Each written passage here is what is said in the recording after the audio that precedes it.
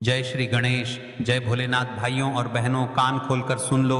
कल 8 सितंबर सोमवार भाद्रपद मास की नवमी तिथि का उदय होने जा रहा है। और यह कोई साधारण नवमी नहीं है महाराज। कुछ ही दिन पहले गणेश जी की स्थापना हुई है, तो यह गणेश नवमी भी है। ऊपर से सोमवार भोलेनाथ का स्वयं का दिन।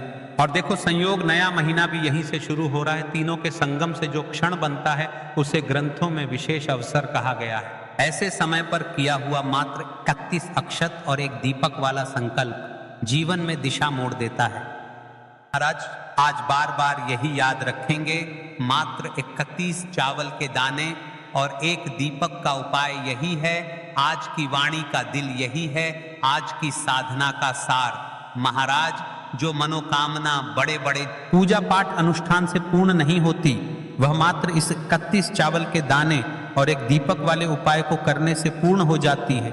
यदि आपको ऐसा लगता है शिव की कृपा आप पर नहीं है, क्योंकि आपने पूरे श्रावण माह में उपाय कर लिए, अगस्त के महीने में भी उपाय कर लिए, फिर भी आपके जीवन में समस्या बनी हुई है, तो महाराज उपाय तो किया आपने, ही समय पर सही उपाय नहीं किया। जैसे कि कल नवमी तिथि सोमवार का दिन और विशेषकर अभी गणेश जी के दिन चल रहे हैं, तो पुत्र और पिता का दोनों का एक साथ सहयोग और नया माह मात्र 31 चावल के दाने और एक दीपक। अब हम सबसे पहले तो आपको बता देते हैं कि कल का दिन इतना विशेष क्यों है। नवमी तिथि नई शुरुआत, पुराने चक्र का समापन, नए चक्र का द्वार। जो अरसे से अटका है, नवमी उसे आगे सरकाने की अदृश्य शक्ति रखती है। गणेश नवमी का प्रभाव, गणपति विघ्नहर्ता हैं, राहें खोलते हैं।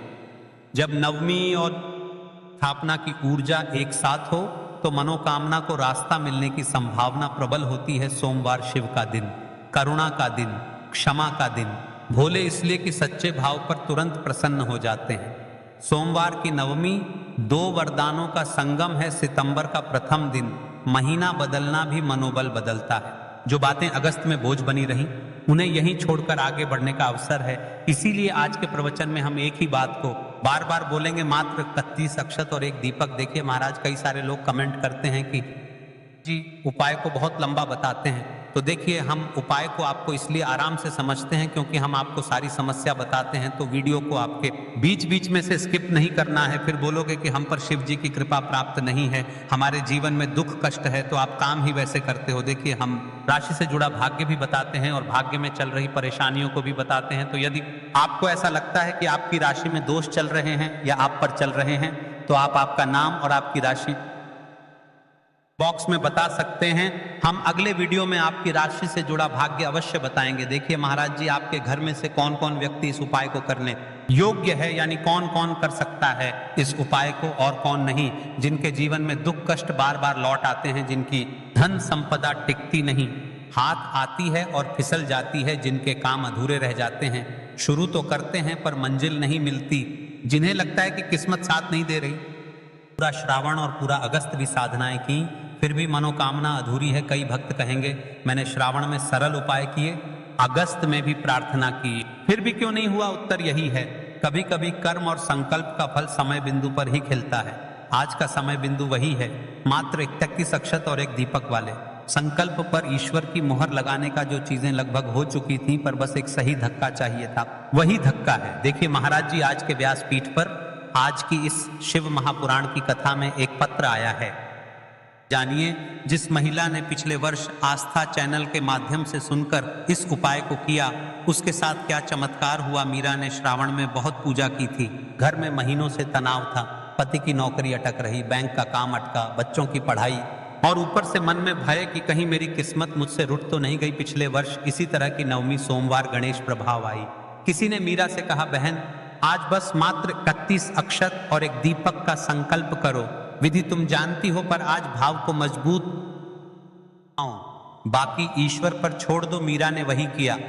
उसने मात्र 31 अक्षत और एक दीपक का नाम लेते हुए शांति से प्रार्थना की, हे भोले, हे गणेश, मेरे घर का बोझ हल्का करो। 2 हफ्ते भी नहीं बीते थे कि बैंक का अटका मेल आया क्लियर, पति के ऑफिस से पुराने प्रोजेक्ट पर बुलावा आया रिजॉइन, घर में बातचीत का स्वर बदला, कटु से मधुर। मीरा कहती है, मुझे चमत्कार नहीं, दिशा चाहिए थी। मात्र 31 अक्षत और एक दीपक ने मुझे दिशा दी। यह कथा तुम्हें यही सिखाती है, उपाय जादू नहीं, जागृति है, और जागृति आई नहीं कि किस्मत भी देती है। आपके जीवन में जो भी समस्या चल रही है वह समाप्त नहीं हो पा रही है, तो आप कमेंट बॉक्स में हमें बता सकते हैं। हम अगली उपाय वीडियो में आपकी समस्या से रिलेटेड आपकी जो भी समस्या है उससे आपको उपाय अवश्य बताएंगे। ठीक है, अब जान लेते हैं कल की 2 विशेष राशि। जिन्होंने पिछले वीडियो में कमेंट किया था आज वे लोग जान ले अपनी राशि से जुड़ा भाग्य। सबसे पहले राशि है कर्क। सोमवार चंद्र का भी संकेत है। कर्क जातक जिनके मन पर चिंता की परतें हैं, आज का संकल्प मन को शीतल करेगा। गृह शांति और आत्मक संतुलन का फल प्रबल। दूसरी और विशेष राशि है वृश्चिक, रूपांतरण की राशि। जिनके काम निर्णायक मोड़ पर अटके हैं, मात्र 31 अक्षत और एक दीपक का संकल्प आज ट्रांजिशन को गति दे सकता है। साहस, स्पष्टता और परिणाम की दिशा पर ध्यान रहे। यह उपाय हर राशि के लिए शुभ है। इन 2 पर आज का योग थोड़ा ज्यादा कोमल पड़ सकता है।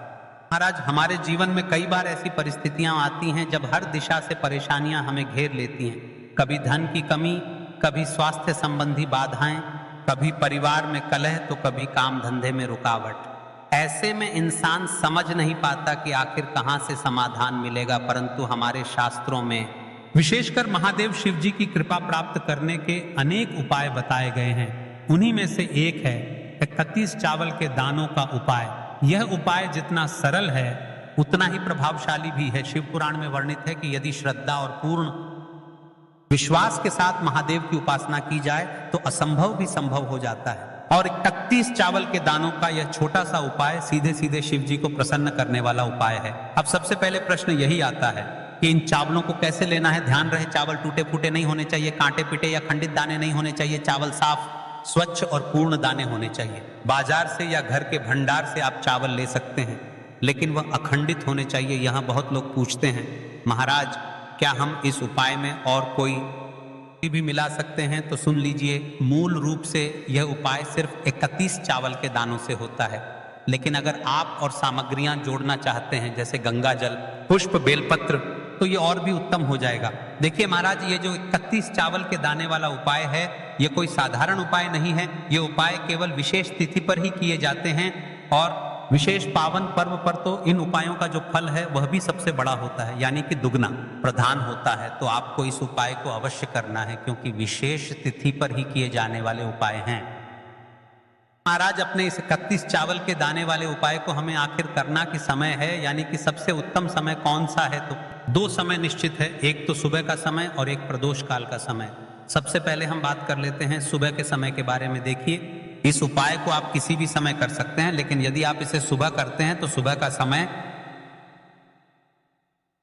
8 बजे से 10 बजे के बीच श्रेष्ठ माना गया है। अगर किसी कारणवश आप व्यस्त हों और 12 बजे तक कर सकें तो भी कोई समस्या नहीं। वहीं अगर आप प्रदोष काल में करते हैं प्रभावशाली होता है। अब देखिए महाराज जी, हम बात कर लेते हैं प्रदोष काल के समय के बारे में। तो प्रदोष काल का जो समय है वह भी सबसे उत्तम समय इस उपाय को करने के लिए। बाकी देखिए, कई सारी माताएं बहनें ऐसी भी रहती हैं जो सुबह के समय अपने काम में व्यस्त रहती हैं, तो वह सुबह के समय इस उपाय को नहीं कर सकती है, तो वह प्रदोष काल के समय भी कर सकती है। उसमें भी कोई दिक्कत वाली बात नहीं है।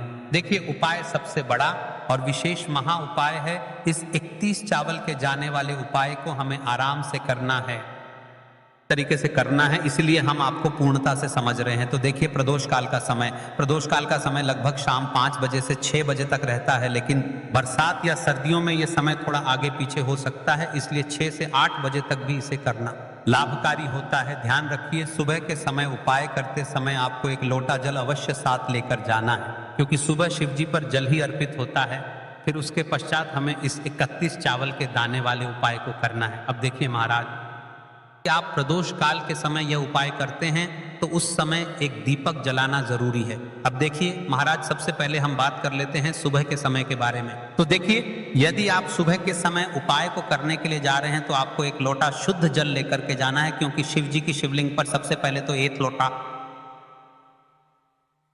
जल चढ़ेगा, फिर उसके पश्चात हमें इस उपाय को करना है। तो देखिए, आपको अपने गांव के आसपास में, अपने शहर के आसपास में जो भी शिवालय हो, जो भी शिव मंदिर हो, वहां पर पहुंच जाइए और को शिव जी की शिवलिंग के ऐसे भाग में बैठना है जहां पर अन्य माताएं बहनें भी उपाय कर सके, उन्हें कोई तकलीफ ना हो और आप भी अपना उपाय आराम से कर सके, यानी कि कोई आपको भी परेशान